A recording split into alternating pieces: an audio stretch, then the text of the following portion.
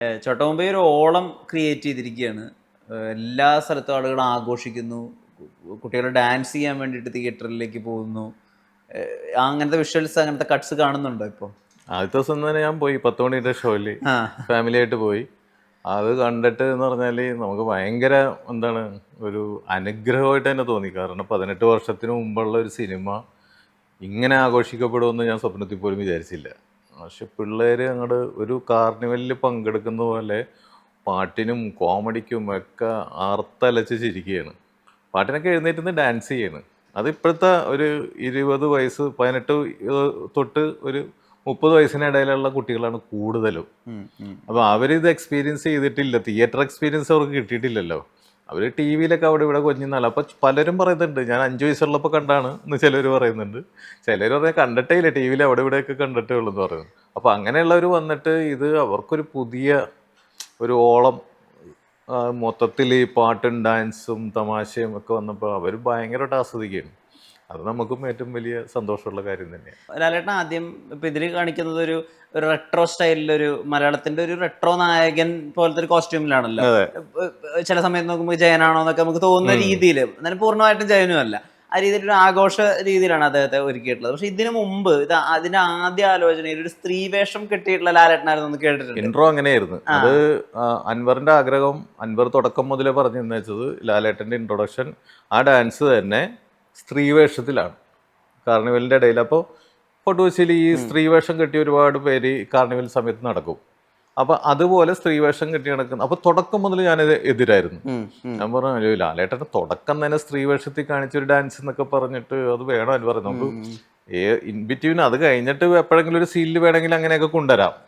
Introduction അത് ഇല്ലാട്ടോ, അത് രസമായിരിക്കും അത് അങ്ങനെയെന്ന് പറഞ്ഞുകൊണ്ട് അവസാനം സംവിധായകന്റെ ആഗ്രഹപ്രകാരം ഞാനത് സമ്മതിച്ചു. ഓക്കെ ഇല്ല, എഴുതി വെച്ചില്ല, നമ്മുടെ ഡിസ്കഷൻ സമയത്താണ് ഇത്. അപ്പൊ ഞാൻ പറഞ്ഞു ഞാൻ ലാലേട്ടനോട് ഇത് അവതരിപ്പിക്കാൻ വേണമല്ലോ. അപ്പൊ ലാലേട്ടന്റെ ആറ്റിറ്റ്യൂഡ് എങ്ങനെയായിരിക്കും എന്ന് അറിയില്ല. അപ്പൊ ലാലേട്ടനോടും സംസാരിച്ചു കഴിഞ്ഞപ്പോ ഇൻട്രോ ഇങ്ങനെ സ്ത്രീ വേഷം എന്ന് പറഞ്ഞിങ്ങനെ സ്ത്രീ വേഷത്തിൽ ഡാൻസ് ചെയ്യുന്നുണ്ട്. പുള്ളിക്കൊരു കുഴപ്പമുണ്ടായിരുന്നില്ല, പുള്ളി ചെയ്യാന്നുള്ള രീതിയിൽ തന്നെയാണ്. അപ്പോൾ അൻവർ പറഞ്ഞു അപ്പം അത് മീശ പഠിക്കേണ്ടി വരുമെന്ന് പറഞ്ഞു.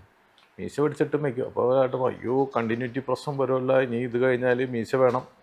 അപ്പോൾ അവിടെ ജോയിൻ ചെയ്യുമ്പോഴേക്കും മീശ ഇല്ലാണ്ട് വളരാനുള്ള ടൈമില്ല. നമുക്ക് മീശ വെച്ചിട്ട് തന്നെ മേക്കപ്പിൽ അഡ്ജസ്റ്റ് ചെയ്യാം, കാരണം ഇയാൾ സ്ത്രീ വേഷമായിട്ട് ചെയ്യുന്നതാണല്ല. അപ്പോൾ അൻവർ പറഞ്ഞു മീശ കളയാതെ മേക്കപ്പിൽ അഡ്ജസ്റ്റ് ചെയ്തൊരു സുഖം ഉണ്ടാവില്ല ചേട്ടാ. അപ്പം എനിക്കും താല്പര്യമില്ല എന്നുള്ള സാധനം നേരത്തെ കിടപ്പുണ്ടല്ലോ. അപ്പോൾ അന്ന് നമുക്ക് വേറൊരു ഇൻട്രോ ആലോചിക്കാം എന്ന് പറഞ്ഞിട്ട് ചേട്ടൻ പറഞ്ഞ പോലെ തന്നെ എന്ന് പറഞ്ഞിട്ട് എന്നെ കളിയാക്കിയിട്ട് പറഞ്ഞു നമുക്ക് വേറെ സ്റ്റൈൽ പിടിക്കാട്ടെ, അന്ന് മീശ പഠിച്ചില്ലെങ്കിൽ അതൊരു സുഖമില്ല. അപ്പോൾ അൻവർ മനസ്സിലെന്തോ കണ്ടിട്ടുണ്ടായിരുന്നു സ്ത്രീ വേഷത്തിൽ എങ്ങനെയാണ്, ചിലപ്പോൾ പറയാൻ പറ്റില്ല, ഇതിനേലും ഗംഭീരമായിട്ടായിരിക്കും വരുന്നത്. അപ്പോൾ ഇങ്ങനെ ഈ ചെട്ടിക്കുളങ്ങര വരുന്നത് അങ്ങനെയാണ്, ഈ ഒരു സ്റ്റൈലിൽ ലാലേട്ടനെ പ്രസന്റ് ചെയ്യാന്ന് പിന്നീടാണ് തീരുമാനിച്ചത്. ഡയലോഗ്സും ഫ്ലിപ്പാവുന്നതും സീൻസും ഫ്ലിപ്പാവുന്നതും ഒരുപാടുണ്ട്. എനിക്ക് തോന്നുന്നു മലയാളത്തിൽ ആ ട്രെൻഡ് കൊണ്ടുവന്നതിന്റെ തന്നെ തുടക്കം ചോട്ടമുമ്പയ്യ ആയിരിക്കും. മറ്റൊരു ഫ്ലിപ്പാണ് കലാഭമണിയെ കൊണ്ടേ ഡയലോഗുകൾ പറയിപ്പിച്ചാൽ മതി. ഇപ്പൊ കലാഭമണി വില്ലനാവുമ്പോ അതിന് മുമ്പ് വരെയും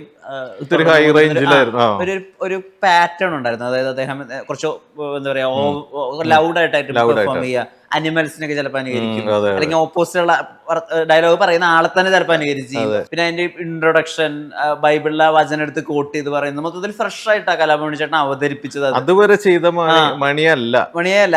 അതിനുശേഷം അങ്ങനെ കണ്ടിട്ടുള്ളത് പിന്നെ ബാച്ചലർ പാർട്ടിയിൽ അതിന്റെ ഒരു ചെറിയൊരു വേറെ വേർഷൻ കണ്ടിട്ടുണ്ട്. പക്ഷെ അതിൽ ഭയങ്കര സ്റ്റൈലിഷും ആയിരുന്നു. അദ്ദേഹത്തിന് വന്നുള്ള കോസ്റ്റ്യൂംസും ഒന്നില്ലെങ്കിൽ വൈറ്റും അല്ലെങ്കിൽ ബ്ലാക്കും അല്ലെങ്കിൽ പോലീസ് യൂണിഫോം അതിലേ ഉള്ളൂ ആളുടെ ഡ്രസ്സൊക്കെ. മറ്റേത് വില്ലനായ വേറെ കളർഫുൾ ഡ്രസ്സൊക്കെ ആയിരിക്കും മണിച്ചേട്ടന്. ആ ഐഡിയ എവിടെ നിന്ന് വരുന്നത്? അൻവർ ആദ്യമേ തന്നെ ഞാനായിട്ടുള്ള സംസാരത്തിലും പറഞ്ഞു നമുക്ക് മണിച്ചേട്ടനെ നമുക്കൊന്ന് മാറ്റിപ്പിടിക്കണം, സ്ഥിരം കളിക്കുന്നതിന്ന് മാറ്റിപ്പിടിച്ചിട്ട് വളരെ നാച്ചുറലായിട്ടുള്ള വളരെ ലൗഡാകാതെ ചെയ്യിപ്പിക്കാൻ തുടങ്ങും. അപ്പോൾ മണി വന്നപ്പോൾ തന്നെ അൻവർ പറഞ്ഞു ചേട്ടാ നമുക്ക് ഇതിൻ്റെ അകത്ത് വളരെ ക്വയറ്റായിട്ടുള്ള ഒരാൾ, അന്ന് ഇയാളുടെ പ്രവൃത്തികളൊക്കെ ഭയങ്കര കുഴപ്പമാണ്. ഈ കൊടും വില്ലന്മാരൊക്കെ ശരിക്കും അങ്ങനെ ആയിരിക്കും എന്നാണ് പറയുന്നത്. അവരുടെ പ്രകടനങ്ങളൊന്നും വലിയ വന്ന് നിന്നെ അങ്ങനെ ഇങ്ങനെ വളരെ സോഫ്റ്റായിട്ട് പറഞ്ഞിട്ട് പോകുന്നതാണ്. അപ്പോൾ അങ്ങനെ വളരെ നാച്ചുറലായിട്ട് വന്നിട്ട് അധികം ലൗഡാകാതെ നമുക്ക് ഒത്തിരി ഇതാക്കി പിടിക്കാന്ന് പറയും. മണിക്ക് സാധനം കിട്ടി അത് പറഞ്ഞപ്പോൾ തന്നെ ഓക്കെ മോനെ അങ്ങനെ പിടിക്കാന്ന് പറഞ്ഞിട്ട് മണി ആ കറക്റ്റ് ആ ഒരു മീറ്ററിൽ വളരെ നാച്ചുറലായിട്ട് വന്ന് അന്നാ പ്രസൻറ്റ് ചെയ്യുമ്പോൾ ആ ലുക്കിലും അതൊക്കെ എന്ന് പറഞ്ഞാൽ ആ ഒരു ക്രൗര്യവും കാര്യങ്ങളും ഉണ്ട് താനും. അപ്പോൾ അതൊരു ഭയങ്കര ചേഞ്ച്. മണിക്ക് തന്നെ അത് ഡബ് ചെയ്തപ്പോൾ ഞാൻ ആ ഡബ് ചെയ്യാനിങ്ങനെ ഇരുന്നേച്ചത്. അപ്പോൾ മണിക്ക് തന്നെ അത് ചേട്ടാ ഇത് വെറൈറ്റി ആണ്ടാ, ഇതുവരെ ചെയ്തതിനൊരു വ്യത്യാസം, സാധനം നന്നായിട്ടുണ്ടെന്നാണ് മണിക്ക് തന്നെ ഭയങ്കര ഹാപ്പി ആയിരുന്നു ഡബ് ചെയ്ത് കഴിഞ്ഞപ്പോൾ. അത് പ്രേക്ഷകരുടെയും സെയിം എഫക്റ്റ് പ്രേക്ഷകർക്കും കിട്ടി. മണിയുടെ ഒരു ആ വില്ലൻ്റെ പിന്നെ ആ സന്ധ്യാപ്രാർത്ഥന ചൂണ്ടിക്കും ബൈബിൾ വായിക്കുമ്പോഴേക്കുള്ള ആ എൻട്രി അതിനു വേണ്ടി വെയിറ്റ് ചെയ്ത് നിൽക്കുന്നു. അത് കഴിയുമ്പോഴേക്കും നിങ്ങൾ ഇപ്പോൾ വായിച്ച വേദപുസ്തകത്തിലെ ദുഷ്ടനും അധർമ്മയും ഞാൻ തന്നെയാണ്. ഒരുപാട് ഇതുണ്ടെങ്കിൽ ഒരുപാട് ദൈവപുത്രന്മാരുണ്ടെങ്കിലും ഒരു ജഗത്താനെങ്കിലും വേണ്ടെന്നൊക്കെ പറഞ്ഞിട്ടുള്ള ആ പ്രസൻറ്റേഷനിലൊക്കെ തന്നെ അത് തോളത്തെ കൈയൊക്കെ അതൊക്കെ ഇട്ട് വളരെ നാച്ചുറലായിട്ട് വന്ന് പറഞ്ഞ് മണി ഗംഭീരമായിരുന്നു.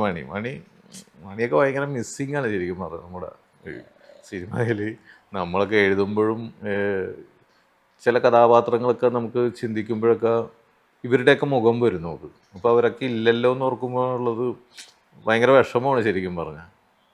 അപ്പോൾ ഒരിക്കലും ഈ ചോട്ടാമ്പയുടെ സെക്കൻഡ് പാർട്ട് ഉണ്ടാവുമെന്ന് ഒരുപാട് പേര് ചോദിച്ചപ്പോഴും നമുക്ക് വരുന്ന എന്ന് പറഞ്ഞാൽ അതിലെത്ര പേരായി ഇല്ലാതെ പോയേക്കുന്നത്. അപ്പോൾ അവരൊന്നും ഇല്ലാതെ പിന്നെ എങ്ങനെയാണ് ഒരു ചോട്ടാമ്പ ഇനി സെക്കൻഡ് പാർട്ട് ഉണ്ടാക്കുക? അതുകൊണ്ട് അത് ഉണ്ടാകാനായിട്ടൊരു ചാൻസ് ഇല്ല. അതുപോലത്തെ സിനിമകൾ വേറെ ഉണ്ടാകാം, പക്ഷെ അതിൻ്റെ ഒരു കണ്ടിന്യൂറ്റി ഉണ്ടെങ്കിൽ എന്ന് പറഞ്ഞാൽ ഇവരിൽ പലരും നമുക്ക് മിസ്സിങ് ആണ്. കൊച്ചിൻ എഫയുടെ ക്യാരക്ടർ, രാജേട്ടൻ്റെ, എം പി ദേവിൻ്റെ ക്യാരക്ടറൊക്കെ അസാധ്യമായിട്ടുള്ള പെർഫോമൻസ് അല്ലേ രാജേട്ടനൊക്കെ ചെയ്തു. ബ്രോക്കറായിട്ട് വരുന്ന അദ്ദേഹം ഹനീഫ് അദ്ദേഹം പോലും എന്തൊരു രസമായിട്ട് ആ ക്യാരക്ടർ അമ്മായച്ചനും മരുമകനെ സിങ്കായി ഇപ്പോഴൊരു സമാധാനം എന്ന് പറയുന്ന സമയത്ത് അത് എല്ലാത്തിനും മിസ്സിങ് തന്നെയാണ്. ഇപ്പോൾ ഉള്ള നസ്ലിൻ നമ്മുടെ സംഗീത കെമിസ്ട്രിയിൽ വരുന്ന തമാശകൾ, അല്ലെങ്കിൽ ഇപ്പൊ മാത്യു നസ്ലിൻ കെമിസ്ട്രിയിൽ വരുന്ന തമാശകളുടെ ഒക്കെ ഒരു ഒറിജിൻ എന്ന് പറയാനായിട്ട് പലരും പറയുന്നത് കല്യാണരാമനിലെ ദിലീപ് സലീംകുമാർ കെമിസ്ട്രി അല്ലെങ്കിൽ ദിലീപ് ഹരിശ്രീവാസവൻ കെമിസ്ട്രി തന്നെയാണ് ഇപ്പൊ അതിന്റെ വേറെ വേർഷൻ ഇപ്പൊ കണ്ടുകൊണ്ടിരിക്കുന്നതെന്ന് അതൊരു തിയറി ആളുകൾ സംസാരിക്കുന്നുണ്ട്. ഇതിലെന്തെങ്കിലും സത്യമുള്ളതായിട്ടോ അങ്ങനെ മനസ്സിലാക്കുന്നുണ്ടോ? പ്രേമലുവിന്റെ കണ്ടന്റ്, ബേസ് കണ്ടന്റ് നോക്കിക്കഴിഞ്ഞാലേ ഇപ്പൊ ബേസ് കണ്ടന്റുകൾ മാത്രം എടുത്തു കഴിഞ്ഞാൽ അധികം കണ്ടന്റുകൾ ഉണ്ടാവില്ല എഴുതാൻ. ഒരു 42 പ്രിമൈസ് മൊത്തത്തിലുള്ളതെന്നാണ് പറയുന്നത്. അപ്പൊ അത് തിരിച്ചും മറിച്ചൊക്കെ എല്ലാ സിനിമകളിലും വരും. ഇപ്പൊ കല്യാണരാമന്റെ ബേസ് കണ്ടന്റ് തന്നെയാണ് പ്രേമലുവിലുള്ളത്. ആലോചിച്ച് നോക്കിയേ. ശരിയാ.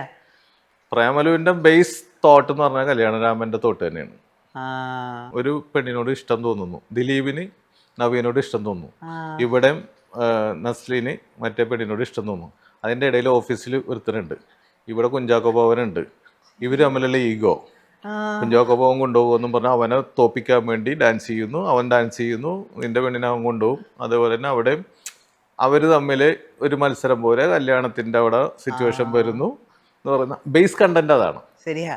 ഇത് ഹൈദരാബാദിലാക്കി പുതിയ കാസ്റ്റിംഗ് വരുമ്പോഴേക്കും ഇത് റൈറ്റർമാർക്ക് മാത്രമേ പിടിയിട്ടുള്ളൂ, പ്രേക്ഷകന് പിടിയിട്ടില്ല.